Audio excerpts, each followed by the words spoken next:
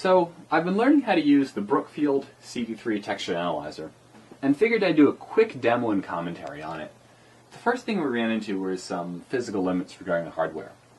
You can't change the load cell in it. When you buy the instrument, you're forever stuck with that force range that you bought. It's not very flexible, so if you ever want to test a different product, you might need to purchase another instrument. The probes have a 4-inch travel range, meaning that it's pretty limited in terms of the fixtures you can use and the types of tests that you should be able to do. Completely forget about conducting backward and forward extrusion tests. You just don't have the vertical travel range. This is generally a problem for testing any type of products, especially food that come in their containers, because whatever space is in the top of that container is wasted in travel range. The probe is only 3 inches from the back wall as well. You can't test products that don't fit. So any wide object, such as a pita pocket or a tortilla, you actually end up having to either cut them up before you test or fold them up against the back wall so you can still get the center. In terms of an operator's perspective, that's a pain. The instrument also doesn't come with calibration hooks or extenders when you buy it with the default rotary table option. This is pretty inconvenient when you go and try and run tests. In terms of setting up a test, we found out that you just can't calibrate the instrument at all. If you did buy the calibration hooks and you did have the weights on hand, you could go ahead and you can test and see how far it's off. But in the case that it is off, you're going to need to send it back to Brookfield to get calibrated. Now, ASTM E4 requires calibration when instruments are moved. And this is an issue, and this lack of calibration is a big issue in a lot of industries that need FDA approval, such as any medical device, food, gel, or cosmetic companies. So I'm going to go ahead and set up a test here. Just going to boot up the machine first of all.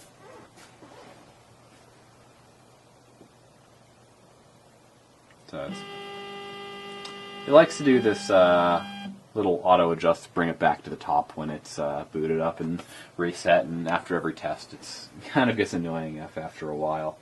So what I'm going to do here is I probably can do a normal test. Yeah. Trigger force, yeah, 10 grams is, oh no, that's a, okay, I'm just going to do 10 grams here. Okay, 10 grams.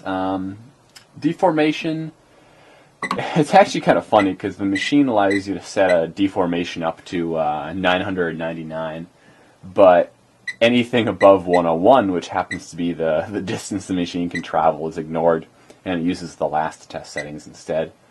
Yeah, I'm going to do a 10 millimeter. No, yeah, okay, 10 millimeter. Did that just default? Can I put it to 0? Yeah, that's it. Oh my god, okay. 0, 0, okay, 10 gram trigger.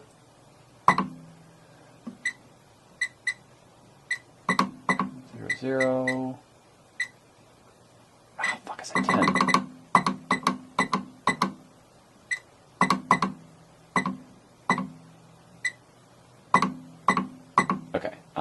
Speed, yeah, I'll just use 10 millimeters a second.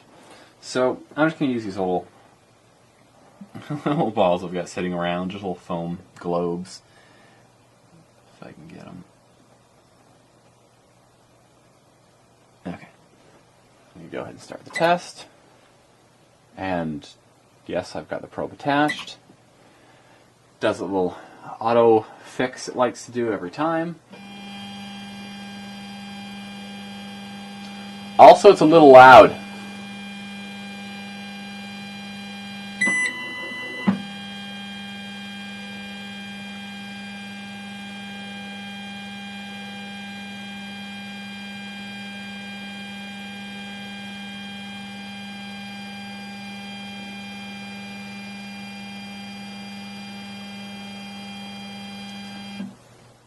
Okay.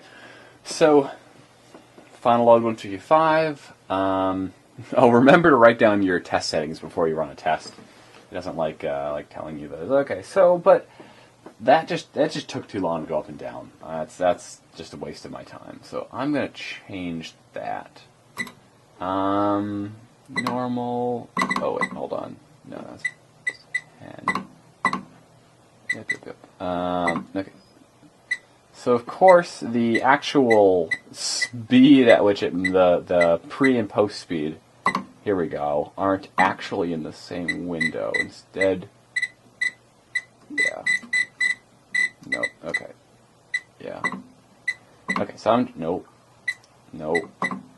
Okay. So I'm just gonna crank up the up and down, the pre speed and post speed. It's gonna save my operator some time when running these tests. Oof. Yep. Okay. Yep. Same tests. Remember, don't change them and always write them down. Okay. So I'm gonna run this test again. Give that a go. I haven't moved my probe. Does this little auto-fix again? I'm telling you, if time is your main concern here, this isn't a great choice. Let's see. Okay, so my last test was just over 100. Now it's returned to 675. According to the run screen, my test results for my test settings were the same. But because I changed the pre-speed, I just came in at a farther distance. So that completely changed my results that it gave me. I'm actually going to go back and set those back to what they used to be. Yes. Okay. Oh, yeah. Those are better at. That's returning some different number than it should be here. 1, yeah, that's fine. Yeah. Okay, normal, trigger, okay. So, as you can see,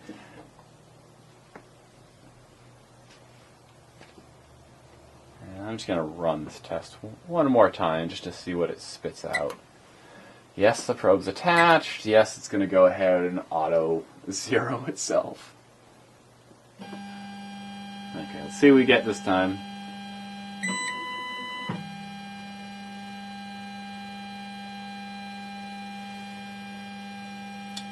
So...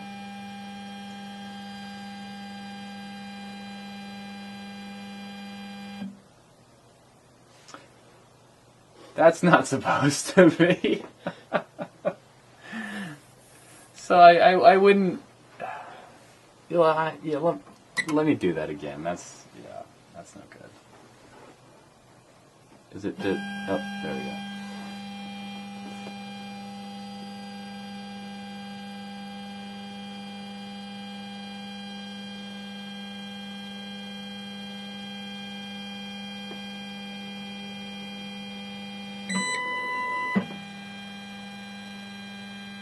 Hey, there we go. 4 tests, and at least 2 of them are similar. That's not great odds, but could be worse, I guess. So, I'm going to let this finish first of all. It'll finish sometime today. There we go. Okay. So... okay, I'm not a fan of the menus. It just drives me insane. But it's not the fastest, not the most efficient. The actual run settings are pretty easy to mess up. So you got to be careful. I highly recommend both writing down what your test settings were, as well as your pre and post test speeds from the other page, and then recording your final data. Because once you run a test again, it just forgets the previous data. So there's before you plug in the software, which I'll go into in a later video, there's no way to save the different test results besides, like pencil, I guess. But I mean, that's great for a multi-$1,000 instrument. So, moving on, as you can see by how long it took to actually run the test, there's no way to move the probe up or down before or after tests, which tends to be a pretty big issue on thin objects. This includes paper, tortillas, breads, films. You waste a lot of time just watching the probe travel. There's also no way to memorize preset positions. This is mainly an issue when we were testing gels. GMIA requires that you test gels almost immediately after you take them out of the fridge, or take them out of cold water, which I believe is 10 degrees Celsius water after 17 hours. Without using a pre-programmed start position, you're going to waste about 20, 30, 40 seconds of just travel time in the instrument just going through the air.